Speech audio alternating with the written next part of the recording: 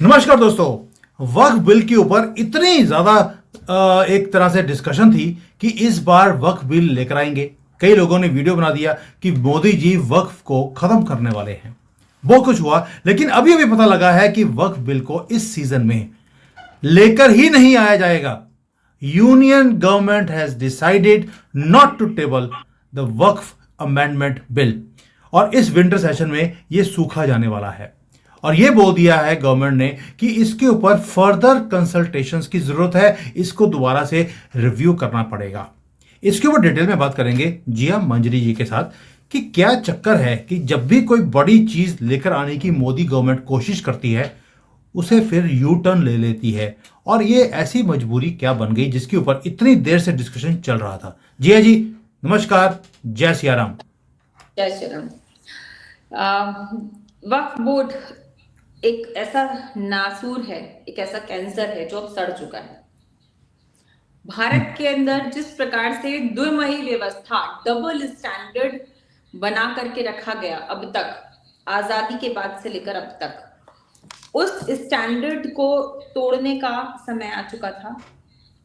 ऐसा सब हम होप लगा के बैठे थे कि ऐसा होगा, लेकिन जिस प्रकार देश में वामपंथी विपक्ष है और चरमपंथी रेडिकलिस्ट जो बैठे हैं, जिनको कि खिला खिला के इतना मोटा कर दिया गया है शुरू से, वो अब आतंकी हरकतों पे बिल्कुल उतारू हैं। वो हर बार एक ना आंदोलन जीवी एक फौज बन चुकी है। वो आंदोलन जीवी फौज किसी भी मुद्दे पे सड़क पे आ जाती है, क्योंकि उनके पास कुछ है नहीं खोने के लिए। ना ही उनके बच्चे बहुत अच्छी एजुकेशन करते हैं। वो 2 लोग 24 बच्चे पैदा करने के लिए हमेशा तैयार रहते हैं, और वो 24 बच्चे इसीलिए पैदा करते हैं कि 4-5 इधर उधर चले भी गए किसी एजुटेशन में, किसी प्रोटेस्ट में, तो कोई प्रॉब्लम नहीं है, बाकी के 10-12 है। सो जिस तरीके से वो आबादी बढ़ा रहे हैं, और साथ में इलीगल इन्फिल्ट्रेशन जो हो रहा है हमारे देश के अंदर बांग्लादेशियों का, वो बहुत ही सीरियस कंसर्न है। ये दूसरी बार होगा जबकि एक बार किसान आंदोलन के लिए एक बिल आया था और उसको वापस देना पड़ा। अब ये दूसरी बार हुआ कि वक्फ अमेंडमेंट बिल को वापस लिया जा रहा है, ये सिर्फ सत्र से बाहर हटाया जा रहा है। इससे ये अभी क्लैरिटी होना आवश्यक है कि सिर्फ इस सत्र में नहीं लेंगे या फिर हम आगे भी कुछ नहीं करने वाले हैं। अगर हम आगे भी कुछ नहीं करने वाले हैं तो ये नासूर बहुत ही ज्यादा घातक होगा, और हम बांग्लादेश जैसी सिचुएशन भारत में आने वाले कुछ सालों बाद देख सकते हैं। क्योंकि जिस प्रकार से इनको भरा गया है देश के अंदर, जिस प्रकार से ये लोग आकर के मुफ्त खोरी में रह रहे हैं, ना ये बिजली का बिल देते हैं, ना इनको घर का टैक्स देना है, ना ही इनकी कोई रजिस्टर्ड इनकम होती है। ये आते हैं नकली आधार कार्ड बनाने के रैकेट से लेकर के नकली वोटर आईडी के रैकेट्स तक चलते हैं। 8-8 साल की बच्चियों को बूथ पे पकड़ा जाता है नकली वोट देते हुए। Can you imagine? It is live on YouTube. It is live everywhere where you can find false people are giving votes on false names. People do not have anything. कुछ लोगों के पास तो ताजा बना हुआ आधार कार्ड होता है कि बस महीने भर पहले ही बना होता है, और वो वोट देने आते हैं। तो ये जो रैकेट चलाया जा रहा है, जिस तरीके से देश को बर्बाद करने का प्लान किया जा रहा है, वक्फ अमेंडमेंट बिल की जो हम बात करते हैं, वक्फ अमेंडमेंट की आवश्यकता नहीं, वक्फ अबॉलिशन की आवश्यकता है। Let me clarify why it is important. पहला बात तो हम जब बात करते हैं, अभी जैसे कि कुछ मौलाना ने बोला कि ये हमारे शरीयत कानून से छेड़छाड़ अगर की गई तो हम सड़क पर आ जाएंगे, आग लगा देंगे, देश जला देंगे। So I just wanted to tell all the viewers and discuss it with you कि कहीं पे भी कुरान के अंदर किसी भी जगह पे वक्फ बोर्ड का या वक्फ का कोई भी नाम है ही नहीं। इस प्रकार की किसी बोर्ड का, किसी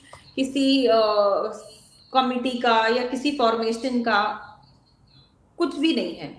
वाई? बिकॉज जो कुरान है वो तुर्की और अरबी जगहों से इन्फ्लुएंस्ड है। वहां पे इस प्रकार का कॉन्सेप्ट ही नहीं था। ये दारुल इस्लाम, दारुल हराम, इन सब की आवश्यकता ही नहीं थी। This is all created by the उलेमाज जो ये चल रहे हैं, इनके जो मदनीज हो गए, जो बरेलवीज हो गए, ये जो अलग अलग टाइप के उलेमा चला रहे हैं, ये इन लोगों के दिमाग की खुरपेच है। और आप हैरान हो जाएंगे कि ये उलेमा यूएई में नहीं चल रहे हैं, अरब में नहीं चल रहे हैं, सूडान में नहीं चल रहे हैं, जहां पे कि मोहम्मद साहब के जो ओरिजिनल, जो उनके उनके एंसेस्टर्स हैं, जो उनके बेटे, उनके पोते और पोतियां अभी भी जिंदा हैं, जो उनके प्रिंस या किंग जिंदा हैं, उनके यहाँ पे बहुत advance society, they live in western dresses, they do not use any kind of बुर्का और वेल और एनीथिंग स्कार्फ, वो बहुत ही मॉडरेट तरीके से रहते हैं।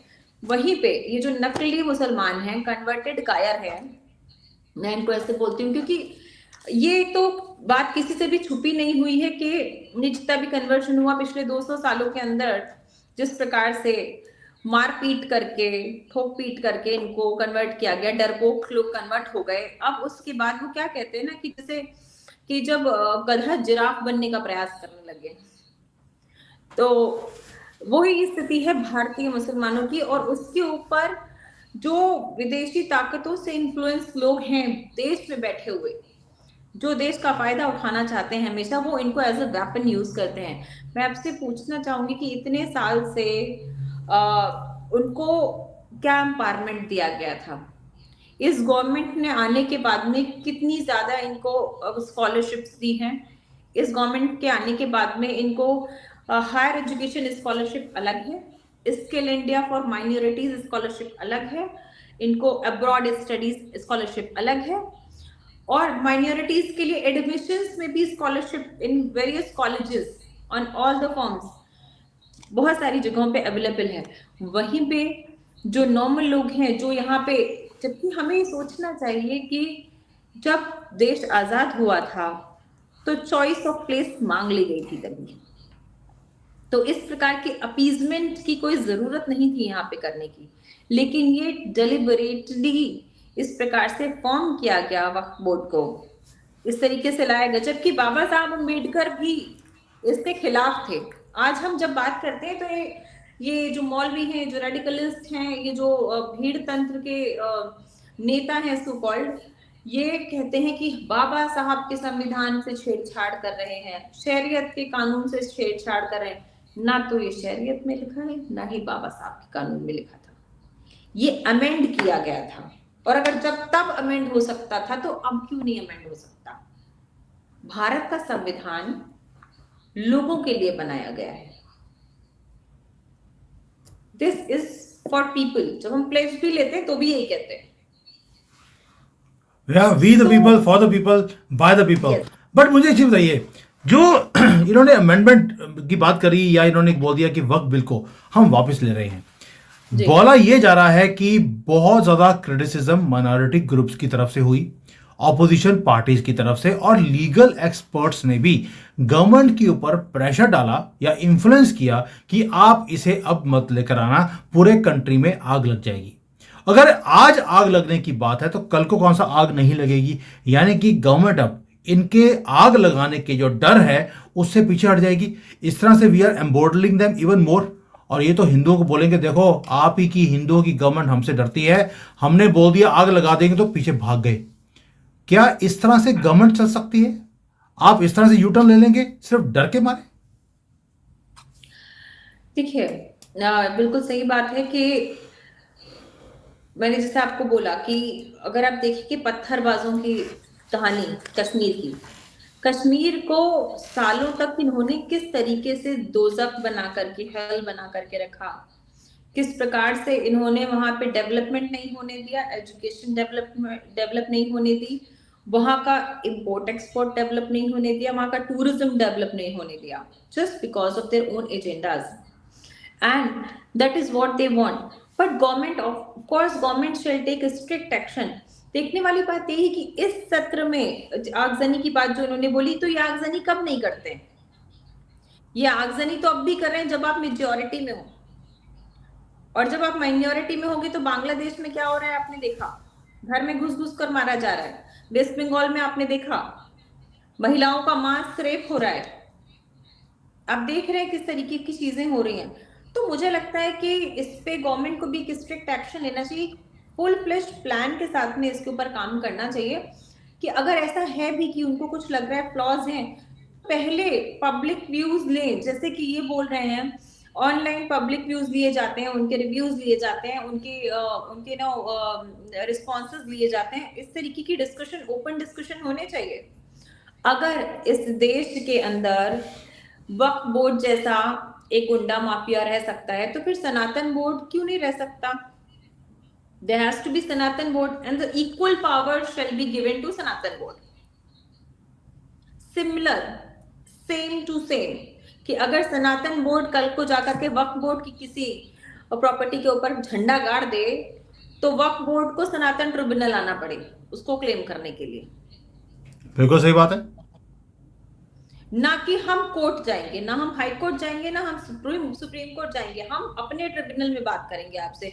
अगर आपका ट्रिब्यूनल है तो हमारा भी ट्रिब्यूनल होना चाहिए। अगर आपका बोर्ड है, जिससे आपका माइनॉरिटी मिनिस्ट्री है, वैसे हमारी मेजॉरिटी मिनिस्ट्री भी होनी चाहिए। क्यों नहीं होनी चाहिए? अगर आपके यहाँ पे आपके अलग लॉ है, तो हमारे भी अलग लॉ होने चाहिए। और क्रिश्चियंस के हैं, आप ये देखिए ना कि अगर माइनॉरिटी, पहले तो first of all I just want government of India to define, judicial system to define the term of minority। कितने प्रतिशत पे आप माइनॉरिटी बोलेंगे? जैन कितने हैं आपको खुद पता होगा, 1 से 2%। No, 0.2%। 0.2%, believe, just think, 0.2% are Jains। Now if I talk about Sikh, 3% less। अब तो इंडिया से बहुत सारे बाहर भी चले गए, तब भी 3% मैक्सिमम मान के रख सकते हैं। बौद्ध भी मान लें तो भी वो 0.some% में ही होंगे, बहुत कम है। सिंधीज का मान लेते हैं तो वो भी समथिंग लाइक बिलो देन 2% होंगे। तो ये सारी कम्युनिटीज जो कि देश की प्रोग्रेस में, देश की बिजनेस में इतना कंट्रीब्यूट करते हैं एंड शांति से रहते हैं, are they minority or those are minorities who are not willing to show the papers, who are just giving birth like piggies? So ये बात देखने वाली है और इसको डिफाइन करें पहले। और मैं चाहती हूँ जातीय जनगणना के लिए जितने लोग बोल रहे हैं, आप पहले धार्मिक जनगणना करा लेनी चाहिए, क्योंकि आपके सारे लॉ तो धर्म के आधार पर बनाते हैं। आप सारे लॉ तो आप धर्म के आधार पे बना रहे हो। मुस्लिम हो तो आपको स्कॉलरशिप मिलेगी, अगर माइनॉरिटी हो तो आपको स्कॉलरशिप मिलेगी। आप एजुकेशन सिस्टम से कैसे खेल सकते हो? बच्चे के भविष्य से, देश के भविष्य से कैसे खेल सकते हो? तो आपको जॉब अगर आप माइनॉरिटी हो तो मिलेगी। तो मैं चाहती हूँ जातीय जनगणना बाद में कराई जाए, पहले ये पता लगा दिया जाए कि देश में माइनॉरिटी क्या है और मेजॉरिटी क्या है।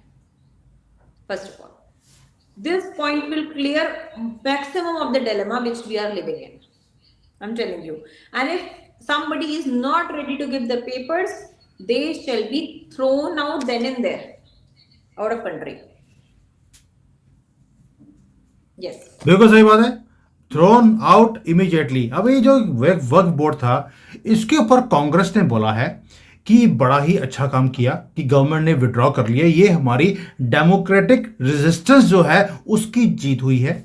और क्योंकि गवर्नमेंट जो है माइनॉरिटीज के राइट्स को सिस्टमेटिकली डिसमेंटल करने की कोशिश कर रही थी, मैं कि आपने, कांग्रेस ने एक रूल दे दिया या एक पावर दे दी मुसलमानों को कि आपका जहां मन करे आप प्रॉपर्टी पे, लड़कियों पे, बिजनेसेस पे आप हाथ रख लीजिए, वो आपकी हो गई। बल्कि मुगलों का राज तो कांग्रेस ने 1947 से ही यहां पर लगाया हुआ था। आज अगर उसके अंदर अमेंडमेंट्स करने की बात बोलते हैं तो कांग्रेस ने बोल दिया कि ये तो अनडेमोक्रेटिक है। और जो वक्फ बोर्ड के जो सारे ये प्रॉपर्टीज हैं, इन्होंने बोल दिया कि गवर्नमेंट चाहती है कि सेंट्रल गवर्नमेंट वक्फ की प्रॉपर्टीज को हैंडल करे। भाई मुझे एक चीज बताइए, वक्फ वाले बोलते हैं कि हम तो धर्म के काम के लिए, हम तो बड़े सोशल वर्क कर रहे हैं वक्फ की प्रॉपर्टीज के ऊपर, और गवर्नमेंट इसे डिसमेंटल करना चाहती है, धर्म का काम ही बंद करवाना चाहती है। धर्म का काम है या मुस्लिम कल्ट का काम है, इसमें कोई भी सोशल वर्क तो है ही नहीं। सिर्फ इन्होंने हिंदुओं के गले काटने हैं। तो इसके अंदर अगर अमेंडमेंट हो भी रही थी, why is it that government has to take a back seat? Is it that we are waiting for Trump to come? You will be surprise to know कि हो क्या रहा था। हमारे इस देश में एक पैरेलल इकोनॉमी चल रही है जिसके अंदर हलाल इकोनॉमी हम सभी को पता है आज की डेट में, पर उसके अलावा भी हमारे देश में हलाल बैंक है, the name of Halala Faiyad bank. Just Google it and post. Halala Faiyad bank इसी देश में साउथ में चलती है जिसके अंदर शरिया के अनुसार पैसे जमा किए जाते हैं। उसके अंदर जो ब्याज होता है उसको इस्लामिक कामों में लिया जाता है। इस्लामिक काम क्या है आपको खुद पता है। कर्नाटका में, तमिलनाडु में गाय काट के फेंक देना लोगों के घरों के सामने, टीज करना, पिछले इलेक्शंस में। दूसरा बात, अब हलाल इकोनॉमी समझने का प्रयास करिएगा कि हलाल सिर्फ खाने की चीज तो है नहीं, पहनने की चीज भी कर दी इन्होंने हलाल। साथ में अब ये टाउनशिप बना रहे हैं हलाल। Can you imagine, we are having township, halal township in India. So halal school, हलाल कॉलेजेस, हलाल टाउनशिप्स, एंड देन आप अभी गूगल करेंगे तो आपको मिलेगा मुस्लिम मेडिकल एसोसिएशन, मुस्लिम डॉक्टर्स एसोसिएशन, मुस्लिम लॉयर बोर्ड्स। ठीक है, आप ऐसे ऐसे ऐसे स्ट्रैटेजिक वो पाओगे इनके फॉर्मेशंस कि जिसके हिसाब से आप देख रहे हो कि ये डॉक्टर्स अलग अपने बना रहे हैं, ये बैंक्स अलग अपने बना रहे हैं, ये अपनी विसिनिटीज अलग बना रहे हैं, और जहां पे भी ये ज्यादा हो जाते हैं वहां तो पुलिस भी नहीं घुस पाती है। तो जिस प्रकार से एक डुअल सिस्टम क्रिएट किया जा रहा है, कांग्रेस को शर्म आनी चाहिए कि उन्होंने इस देश का नमक ही नहीं, इस देश का खून भी पिया है। और उसके बाद में इस प्रकार की जो बात बोली जा रही है कि बहुत अच्छा क्या, डेमोक्रेसी की बात अगर हम करते हैं तो कहां पे लिखा था, वक्फ कब आया था? सोचने वाली बात है कि वक्फ कब ऐड हुआ। और अगर वक्फ आपने उस समय बनाया था तो आपको उस समय, आपको 1986 में मंदिरों को अधिकृत करने की क्या जरूरत पड़ी थी इंदिरा गांधी को? आखिर उनको क्यों नहीं फ्री मूवमेंट के लिए दिया गया? आज भी तमिलनाडु, कर्नाटका में मंदिर जहां तोड़े जा रहे हैं, जलाए जा रहे हैं, वहां पे ये कहा जाता है कि the temple is a public property, church, gurdwara and mosque are private properties. So in that case where Congress made this law against temples, since then they have taken tons of gold from temples, lots of money from temples, they have eaten it up। और उसके बाद में अगर वो public property है तो आप public property की रक्षा करते हैं। That is what you are, that is why you are. Public property क्या है? पब्लिक प्रॉपर्टी सड़क है, पब्लिक प्रॉपर्टी बस है, ट्रांसपोर्ट है। वैसे ही अगर आप उसको पब्लिक प्रॉपर्टी भी बता रहे हो सपोज, तो मंदिर को तो आपको संरक्षण करना पड़ेगा ना। आपके रहते मंदिर टूट कैसे रहा है? ये मैं प्रश्न करती हूँ गवर्नमेंट से कि आपने जितने मंदिर तोड़वाए तो इसका मतलब आप उसमें इन्वॉल्व थे क्या? पब्लिक प्रॉपर्टी डिस्ट्रक्शन के अंदर इन्वॉल्व थे? आप चाह करके उसको डिस्ट्रक्ट कर रहे थे, आप चाह करके लोग घुसा रहे थे उसके अंदर, चाह करके तोड़वा रहे थे। तो how can they do this? ये जो पैरेलल सिस्टम इन्होंने बनाया और उसके बाद में कहते हैं डेमोक्रेसी। हमारे संविधान में कहाँ लिखा हुआ था? ऐसा कुछ भी नहीं लिखा हुआ था। और जब इस्लामिक संविधान जो उनका शरिया है उसमें ही नहीं लिखा हुआ है कि वक्फ बोर्ड होना चाहिए, तो आप कौन से संविधान को बचाने का प्रयास कर रहे हैं? आप एक नया संविधान बनाने का प्रयास कर रहे हैं just because to create a havoc in the country to get power. नहीं, ये तो जवाहरलाल नेहरू का जो स्टेटमेंट है 47 में कि भाई जब मुसलमानों ने बोला कि हम ये आपके डेमोक्रेसी को एक्सेप्ट नहीं करेंगे, तो जवाहरलाल नेहरू ने बोला बेवकूफ़ो, तुम्हें एक पाकिस्तान दे दिया है, तुम्हारे लिए मैं ऐसे रूल्स बना के जाऊंगा ताकि अगले 100 सालों में तुम यहाँ पर कॉकरोचों की तरह मल्टीप्लाई कर देना और तुम इस कंट्री को भी इस्लामिक बना देना, चुप कर कर एक्सेप्ट कर लो, मैं ऐसी ही सारी चीज़ें डाल के जाऊंगा। और वो सारे काम उस गंदे आदमी ने, जवाहरलाल नेहरू ने, वो डाल दिए। उसके बाद इंदिरा गांधी ने, उसके बाद राजीव गांधी ने। और आपने देखा कि इन्होंने सारे के सारे रूल्स कांग्रेस ने मुसलमानों की फेवर के ही बनाए।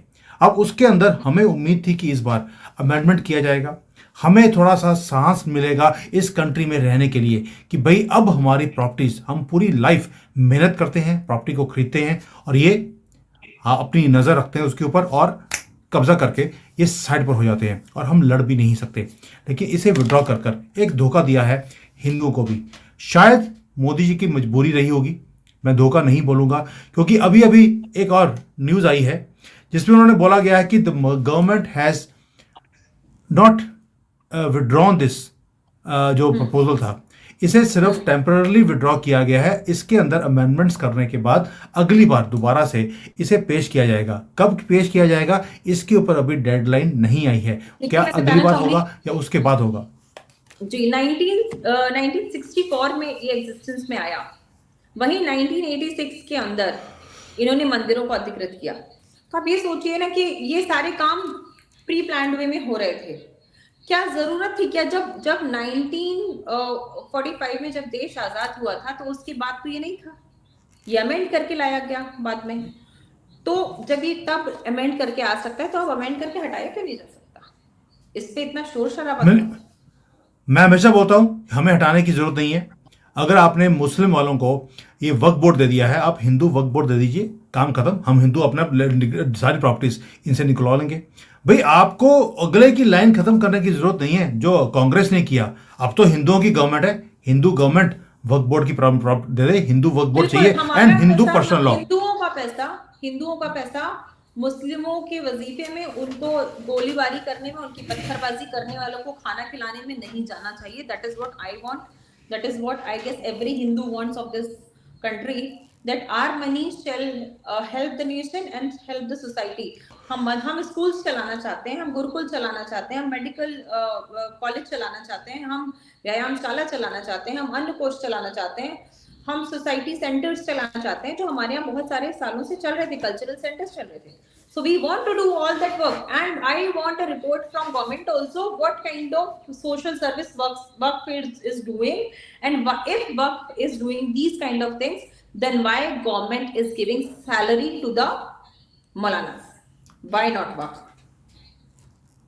Yes, very good question and we have to create this dialogue now. मुझे लगता है कि गवर्नमेंट ने बोला कि मैं वक्फ बोर्ड को खत्म कर दूंगा और उसी चक्कर में ये महाराष्ट्र जीत भी गए और महाराष्ट्र जीतने के बाद गवर्नमेंट ने बिल को विड्रॉ भी कर लिया। मैं इसे एक पर्सनल धोखा समझता हूं जो गवर्नमेंट ने दिया है हिंदुओं को दोबारा से।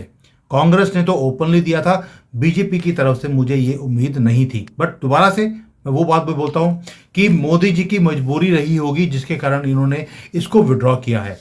भाई जो ये सारी चीजें हमने बताई आपको, इन्होंने आग लगाने की बात बोल दी थी, क्या ये रीजन है इसे विड्रॉ किया गया है? ट्रांसक्रिप्ट सुना देती हूँ एंड करने से पहले। आपको ये सुनना बहुत जरूरी है और आपके व्यूअर्स को।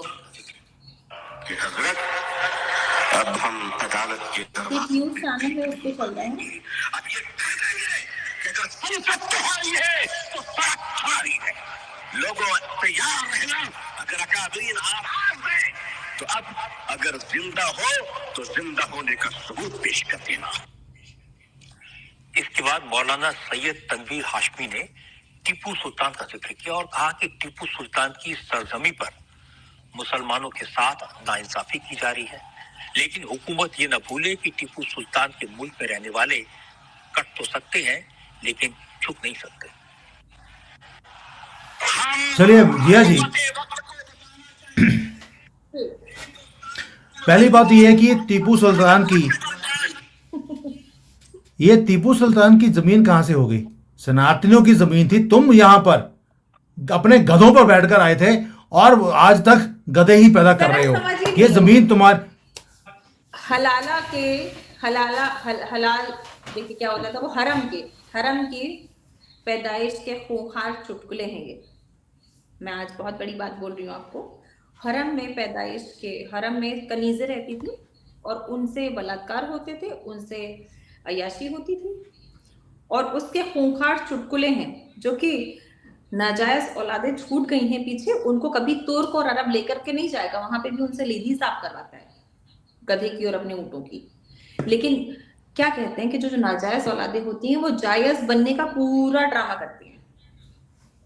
तो वो ये जो चल रहा है कि एक गधा जराफ बनने का पूरा प्रयास कर रहा है, लेकिन इनको समझ जाना चाहिए कि भारत के जो मुस्लिम्स हैं उनका डीएनए एक है। इनको मान लेना चाहिए कि दूसरी ताकतों से इन्फ्लुएंस होकर के अपने ही लोगों से ना लड़ें, और इसी में इनकी भलाई है। नहीं तो जिस प्रकार से अफगानिस्तान तालिबान बनते वक्त ये लोग प्लेन के ऊपर बैठ करके आ रहे थे, छत के ऊपर बैठकर ऊपर से गिर रहे थे, उसी प्रकार से यदि गलती से इन्होंने अपने अपने आसपास के क्षेत्रों में भी शरिया लागू करने का प्रयास किया तो सबसे पहले ये स्वयं भागेंगे। जी, बस इतना ही कहना चाहूंगी।